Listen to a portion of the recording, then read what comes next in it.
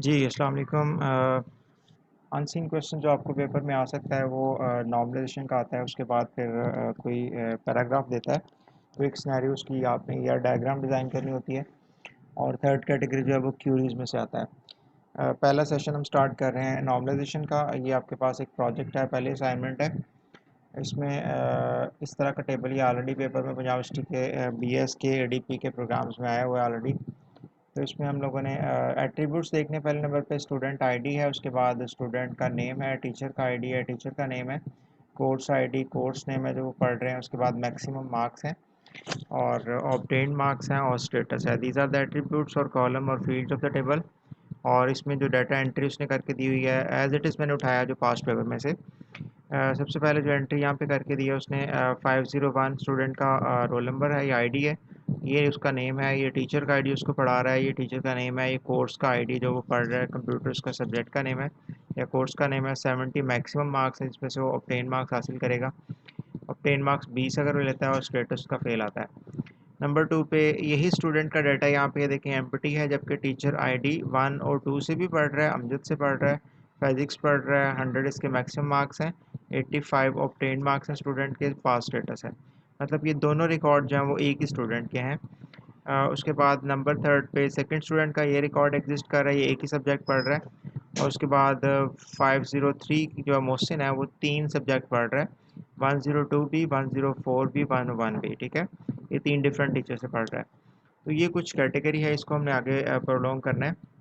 सबसे पहले तो आपने देखना है कि ये चीज़ गिवन होगी, इसको एज इट इज़ आपने पेपर पे शिफ्ट कर लेना है, ठीक है। इसको पेपर पे शिफ्ट करने के बाद नेक्स्ट जो स्टेप हम वन स्टार्ट करें, ये वन स्टेप आपने टॉप पे लिख लेना है। और वन स्टेप लिखने के बाद स्टेप नंबर 1 लिखा।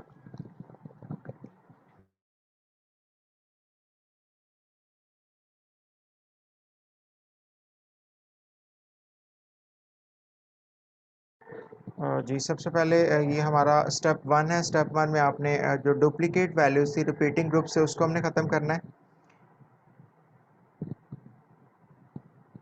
और उसका तरीकाकार क्या होगा, एज इट इज़ आपने जितने भी एट्रीब्यूट्स हैं वो सारे के सारे लिख लिए हैं। और 501 ये एक रिकॉर्ड एग्जिस्ट कर रहा है, उसके बाद 501 यहाँ पे भी हमने एंटर कर दिया, नाम सेम था वो भी एंटर कर दिया। तो सब्जेक्ट टीचर आईडी ऑलरेडी यहाँ पे एंटर था, नेम इधर गिवन था, ये सारे का सारा रिकॉर्ड गिवन था। जो मिसिंग वैल्यूज़ थे हमने ऊपर से उठा के यहाँ पे सिंपल इनपुट कर लिए। अब ये एटॉमिक वैल्यूज़ को हमने अचीव करना होता है फर्स्ट नॉर्मल फॉर्म में टेबल को लाने के लिए। एटॉमिक वैल्यूज़ लानी है तो हर सेल में सिंगल वैल्यू होनी चाहिए। और एटॉमिक वैल्यू क्या होती है, that can not be further divided. और एलिमेंटल वैल्यू होनी चाहिए, प्रॉपर्टीज ऑफ रिलेशन में आपने पढ़ा होगा। और सबसे पहले आपने इस टेबल जो इसको हमने फर्स्ट नॉर्म फॉर्म में कन्वर्ट करना है, इसमें प्राइमरी की भी फाइंड आउट करनी है। Every table must have a primary की, हर टेबल की प्राइमरी की होनी चाहिए। और यहाँ पे प्राइमरी की को किस तरह से सर्च आउट करना है उसमें थोड़ा वर्क कर लेते हैं। स्टूडेंट आईडी है, स्टूडेंट का रिकॉर्ड है, उसके बाद स्टूडेंट किस टीचर से पढ़ रहा है और क्या कोर्स पढ़ रहा है वो। अब देखिए 3 यहाँ पे ना आईडीज़ हैं, एक स्टूडेंट का आईडी है, एक टीचर का आईडी और एक कोर्स का आईडी है। इन दोनों को आपने ये देखें 501 है और 501 है, वैल्यू रिपीट हो रही हैं। दैट्स वाई स्टूडेंट आईडी को हम प्राइमरी की सेट नहीं कर सकते या इसको नहीं रख सकते। इसी तरह से अगर हम देखें तो कोर्स आईडी 1 है और यहाँ भी कोर्स आईडी 1 है, कोर्स आईडी 2 है, यहाँ भी कोर्स आईडी 2 है। ये भी जो कॉलम है या फील्ड है यूनिक नहीं है, दैट्स वाई इंडिविजुअली इसको हम प्राइमरी की सेट नहीं कर सकते। टीचर आईडी में देखें तो 101, 102, 102 अगेन आ गया, 101 अगेन आ गया, ये भी रिपीट हो रहा है। तो हमने फिर दो को मिला के प्राइमरी की बनानी है, that is called composite primary की। इसे क्या बोलते हैं, कंपोजिट। ऐसी primary key that consist of 2 और more attributes is called composite primary key. अब primary key that consist of 2 और more attributes is called composite.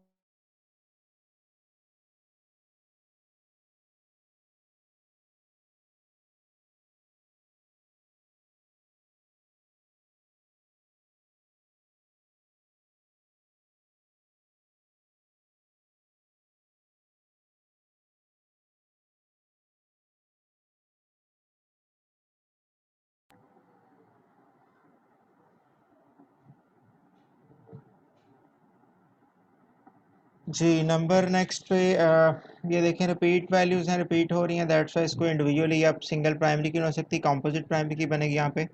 अब डिसाइड आपने ये करना है कि स्टूडेंट आईडी और टीचर आईडी बनेगी प्राइमरी की, या फिर स्टूडेंट आईडी और कोर्स आईडी। इसको देखने के लिए आपने तमाम एट्रीब्यूट्स की फंक्शनल डिपेंडेंसी चेक करनी होती है। फंक्शनल डिपेंडेंसी क्या होती है? मल्टीपल एट्रीब्यूट्स का, टू और मोर एट्रीब्यूट्स का आपस में रिलेशनशिप है। एक एट्रीब्यूट की वैल्यू आपको पता है, you can find the value of another attribute, या वहाँ से आप दूसरे के एट्रीब्यूट की वैल्यू फाइंड आउट कर सकते हैं, ऑब्टेन कर सकते हैं। That is called functional dependency. अब फंक्शनल डिपेंडेंसी हमने चेक करनी है, तो इधर देखें ज़रा, अगर हम गौर करते हैं कि स्टूडेंट का जो नेम है वो डिपेंड करेगा स्टूडेंट के आईडी के ऊपर, ठीक है। तो टीचर का नेम और डिपेंड करेगा टीचर के आईडी के ऊपर। कोर्स का नेम टीचर का कोर्स के आईडी के ऊपर डिपेंड करेगा। मैक्सिमम मार्क्स किसके होते हैं? किसी सब्जेक्ट के होते हैं। मींस कि ये वाला जो कॉलम, ये वाला एट्रीब्यूट है, वो डिपेंड करेगा कोर्स आईडी के ऊपर, क्योंकि मैक्सिमम मार्क्स सब्जेक्ट के सिर्फ एक ही होते हैं, मल्टीपल नहीं होंगे।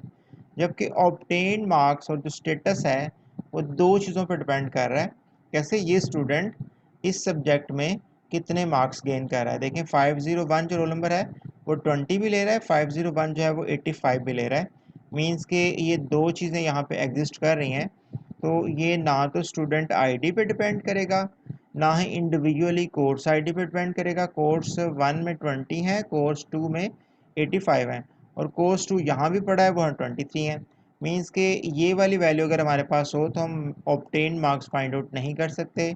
ऑब्टेन मार्क्स तभी हम फाइंड कर सकते हैं जब हमारे पास दो चीज़ें एग्जिस्ट कर रही होंगी। इन शॉर्ट आप ये कह लें कि जो नॉन की एट्रीब्यूट है हमारा ऑब्टेन मार्क्स का, वो डिपेंड कर रहा है किस पे? स्टूडेंट की आईडी के ऊपर और कोर्स के आईडी के ऊपर। मींस कि अगर स्टूडेंट आईडी 501 है और कोर्स आईडी 1 है, तो उसके अगेंस्ट आपको 20 मार्क्स यहाँ पे मिलेंगे। मींस कि अगर आपके पास दो वैल्यूज़ होंगी, कोर्स आईडी भी और स्टूडेंट आईडी भी, तो you can find the value of obtain marks. इसी तरह से मैं कहता हूँ कि 503 जो है वो 2 नंबर सब्जेक्ट में कितने मार्क्स ले रहा है, तो वो 23 ले रहा है। 503 जो है वो 1 में कितने ले रहा है, 503 1 में कितने ले रहा है, तो 46 है। मतलब एक ही वैल्यू आपको यहाँ से मिलेगी। तो ये वैल्यू ऑब्टेन हो रही है, यहाँ से मिल रही है, फाइंड आउट हो रही है। क्या क्या क्या आपके पास होना चाहिए? स्टूडेंट का आईडी पता होना चाहिए और कोर्स का आईडी पता होना चाहिए, तो then you can find the obtain marks of the student. It means कि ऑब्टेन मार्क्स का जो नॉन की एट्रीब्यूट है वो दो पे डिपेंड कर रहा है, स्टूडेंट आईडी पे डिपेंड कर रहा है और कोर्स आईडी पे डिपेंड कर रहा है, और ये फंक्शनली डिपेंडेंट है स्टूडेंट आईडी पे और कोर्स आईडी पे।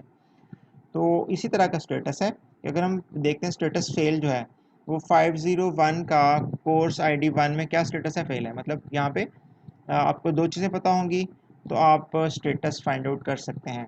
तो स्टेटस का जो नॉन की एट्रीब्यूट है, इसी तरह से कुछ एग्ज़ाम के अंदर यहाँ पे आया हुआ स्टेटस की बजाय उसका ग्रेड भी आया हुआ है ABC। तो आप ग्रेड भी जो डिटर्मन करेंगे वो दो चीज़ों से डिटर्मन कर सकते हैं। इस स्टूडेंट का इस वाले कोर्स में इतने मार्क्स हैं, ऑब्टेन मार्क्स, और ये स्टेटस है और ये ग्रेड है उसका, ठीक है। तो फिर यहाँ से हमें पता चला कि हम प्राइमरी की टीचर आईडी को सेट नहीं करेंगे, बल्कि स्टूडेंट आईडी और कोर्स आईडी, क्योंकि पूरा सिनेरियो जो गिवन था उसमें दो एट्रीब्यूट ऐसे हैं जो सिर्फ और सिर्फ स्टूडेंट आईडी और कोर्स आईडी पर डिपेंड कर रहे हैं। That should be the primary की ऑफ द टेबल।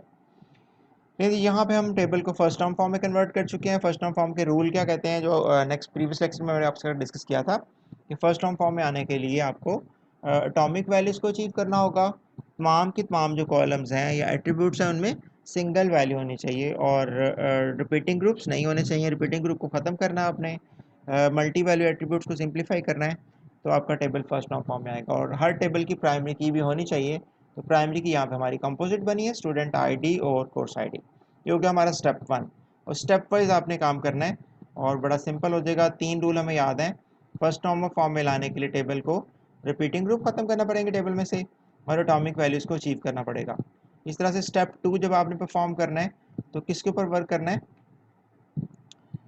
स्टेप 1 में यहाँ पे लिख देता हूँ, या आपने हेडिंग पेपर में देनी है स्टेप 1 के तौर पे। उसके बाद जी नंबर नेक्स्ट पे स्टेप 2 हम स्टार्ट करने जा रहे हैं, और आपने ये टेबल जो बन गया है इसमें चेक करना है कि इसमें पार्शियल डिपेंडेंसी है। अगर पार्शियल डिपेंडेंसी है तो उसको हम ख़त्म करेंगे तो टेबल हमारा सेकंड नॉर्मल फॉर्म में जाएगा। पार्शियल डिपेंडेंसी रिमूव की जाएगी और फुल फंक्शनल डिपेंडेंसी अचीव की जाएगी, टेबल हमारा सेकंड नॉर्मल फॉर्म में आएगा। जी नेक्स्ट यहाँ पे देखें,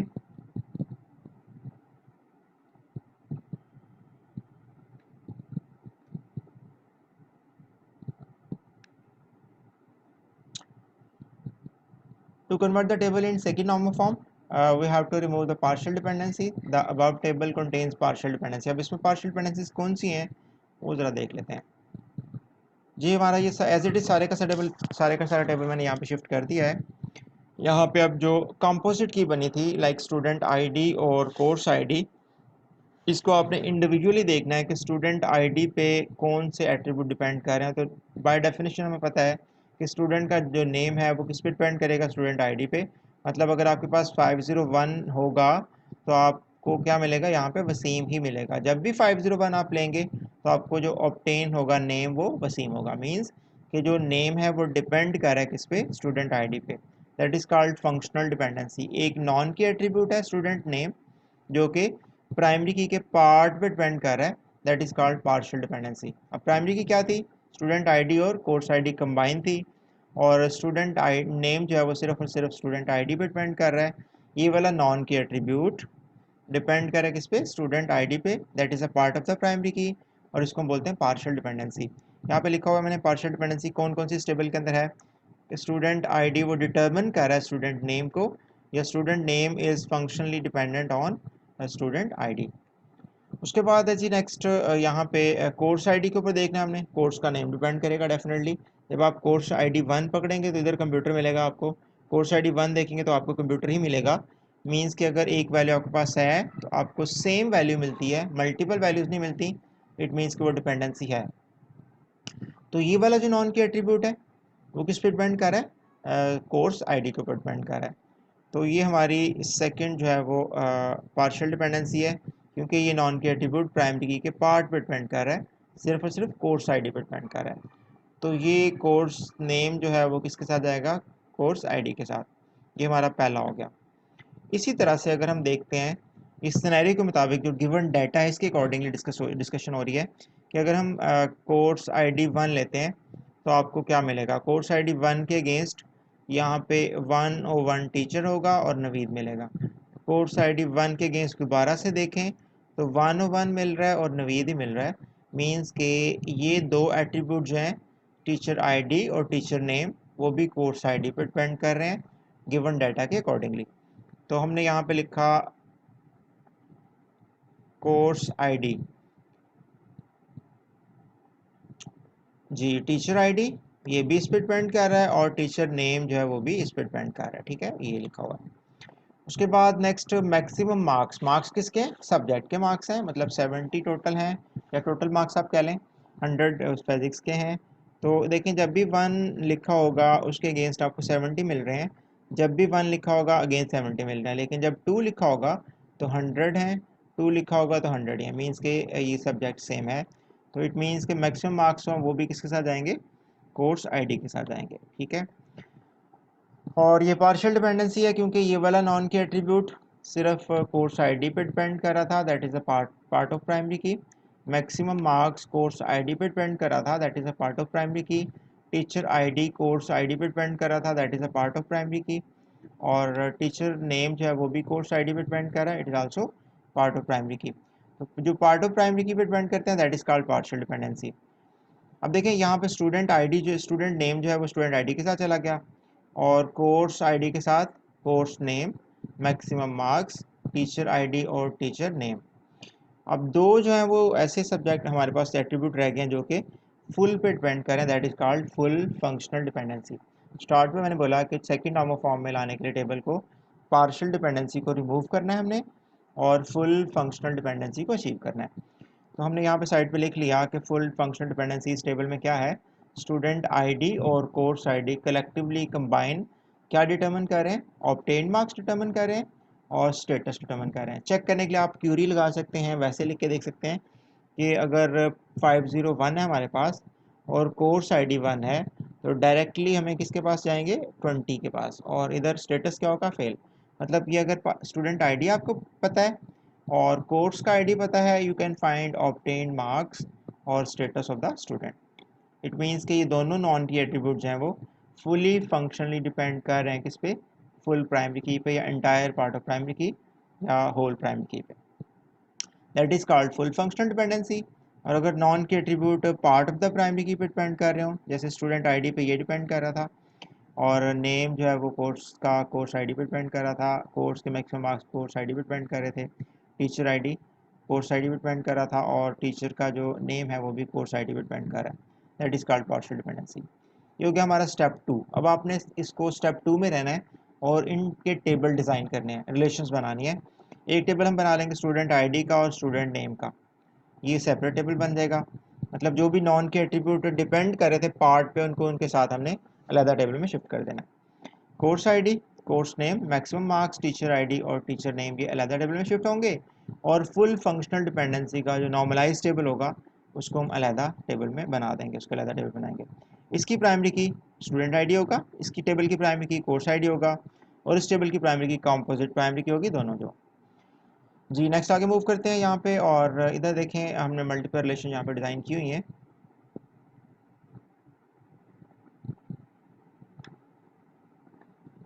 जी स्टूडेंट पहला टेबल स्टूडेंट रिलेशन में इसका नाम दे दिया, और प्राइमरी की है स्टूडेंट आईडी, और उसके बाद स्टूडेंट नेम है। और कीप इन माइंड कि इसकी वैल्यू को आपने रिपीट नहीं करना। 501, 502, 503 3 स्टूडेंट्स थे हमारे पास। एक का नाम वसीम था, दूसरे का हसीब था, तीसरे का मोहसिन था, और that is the primary of that table. उसके बाद नंबर सेकंड पे, और ये नॉन के एट्रीब्यूट डिपेंड कर रहा था किस पे, स्टूडेंट आईडी पे, इसको हमने अलग टेबल में शिफ्ट कर दिया। नेक्स्ट नंबर 2 पे जो फुल फंक्शनल डिपेंडेंसी थी उसका ये टेबल बन गया कि एक हमारा जो स्टूडेंट आईडी और कोर्स आईडी कंपोजिट प्राइमरी की था। उसके बाद इस पे क्या डिपेंड कर रहा था, ऑब्टेन मार्क्स और स्टेटस, ये दोनों को हमने इसके साथ शिफ्ट कर दिया। और डेटा लॉस नहीं होना चाहिए। 501 का पहले सब्जेक्ट 1 सब्जेक्ट में 20 और फेल है, 501 ही दूसरे सब्जेक्ट में 85 और पास है, 502 एक ही सब्जेक्ट ले रहा था, 503 3 सब्जेक्ट ले रहा था, इनका इंडिविजुअली 2 सब्जेक्ट 4 सब्जेक्ट और 1 सब्जेक्ट, ये सारा डाटा आपने लिखना है, डाटा लॉस नहीं होना चाहिए। और इसमें हमने डाटा रिड्यूस किया क्योंकि रेपिटेशन थी, और हमने रिक्वायर्ड डाटा यहाँ पे फिल कर लिया। नंबर नेक्स्ट पे जी जो टेबल थर्ड बना है वो हमारा कोर्स टीचर्स रिलेशन, और इसमें कोर्स आईडी हमारा जो है वो प्राइमरी की है, course name, maximum marks, teacher ID, teacher name इसके नॉन के एट्रीब्यूट्स हैं। अब स्टेप नंबर 3 में जब आपने मूव करना है तो ये हमारा टेबल है वो, इसमें कुछ प्रॉब्लम है। थर्ड नॉर्म फॉर्म में जाने के लिए हमने पढ़ा हुआ है कि ट्रांजिटिव डिपेंडेंसी को रिमूव करना है। तो ट्रांजिटिव डिपेंडेंसी होती क्या है, एक नॉन के एट्रीब्यूट किसी दूसरे नॉन के एट्रीब्यूट पर ऊपर अगर डिपेंड कर रहा होता है, that is called transitive dependency. तो यहाँ पे अगर हम देखें नेक्स्ट स्टेप में जाके, तो टीचर नेम जो है वो टीचर आईडी पे डिपेंड कर रहा है, these are the both non key attributes. So यहाँ पे ट्रांजिटिव डिपेंडेंसी एग्जिस्ट कर रही है इस वाले टेबल में, तो इसको हम फर्दर जाके स्टेप 3 में तोड़ेंगे। नेक्स्ट जी, course teacher relation contains transitive dependency, ये नॉन की पर डिपेंड करता है, that is called transitive dependency. So third normal form में लाने के लिए टेबल को क्या करना होगा, ट्रांजिटिव डिपेंडेंसी को रिमूव करना पड़ेगा। तो इस टेबल को हमने दो में डिवाइड कर देना है। टीचर आईडी, टीचर नेम जो है वो टीचर आईडी के साथ चला गया, 4 टीचर थे हमारे पास, यहाँ पर प्राइमरी की बन गया। उसके बाद कोर्स आईडी यहाँ पे रह गया, 1 2 3 4 4 सब्जेक्ट थे, कोर्स का नेम आ गया, उनके मैक्सिमम मार्क्स आ गए, और टीचर का जो आईडी था वो एज अ फॉरेन की यहाँ पे एग्जिस्ट कर रहा है इन टेबल की रिलेशनशिप बनाने के लिए। ये यहाँ पे फॉरेन की है, और उधर जाके टीचर जो है वो प्राइमरी की बन गया। उसके बाद है जी नेक्स्ट सेकंड सिनेरियो देख लें, और इसमें प्रोजेक्ट कोड है, प्रोजेक्ट का टाइटल है, उसके बाद प्रोजेक्ट मैनेजर है, प्रोजेक्ट बजट है, एम्प्लॉय नंबर है, एम्प्लॉय नेम है, डिपार्टमेंट आईडी, डिपार्टमेंट नेम और ऑर्ड्स। ये आपने खुद से इसकी प्रैक्टिस कर लेनी है। अगर नहीं होगा तो इंशाल्लाह कल आपके साथ ही मैं शेयर कर दूंगा।